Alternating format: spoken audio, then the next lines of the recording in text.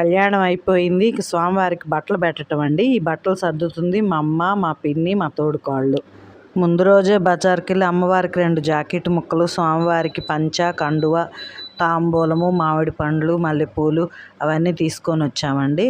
కళ్యాణం 6 గంటలకల్లా అయిపోతే బట్టలు పెట్టే కార్యక్రమానికి ఆ పైన ఇంకో గంట, గంటన్నర పట్టిందండి. ఇదిగోండి మా ఫోటో లైట్గా కనపడుతుంది బట్టలు పెట్టడము. హిమజ ఊరికి వెళ్ళాలి, బాబు చిన్నోడు కదా, వాడికి వడదెబ్బ తగలకుండా పొద్దున్నే 6:30 కల్లా పంపించేస్తే 9 వెళ్ళిపోతారని చెప్పి మా బావగారు కొడుకు నేను తీసుకెళ్ళి వదిలిపెట్టేసి వస్తాలే పిన్ని అని చెప్పి ఇంక వాళ్ళు బయలుదేరి వాళ్ళు వెళ్ళిపోయారండి.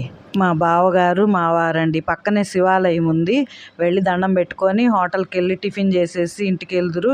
ఇంక ఇప్పుడు రాత్రంతా మేల్కొని ఉన్నారు, ఇప్పుడు వెళ్ళి ఇంకా మళ్ళీ దోశలు ఇడ్లీలు అవన్నీ ఆడబెట్టుకుంటారు అని చెప్పి మా బావగారు తీసుకెళ్ళి అందరినీ హోటల్కి తీసుకొని వెళ్ళారండి.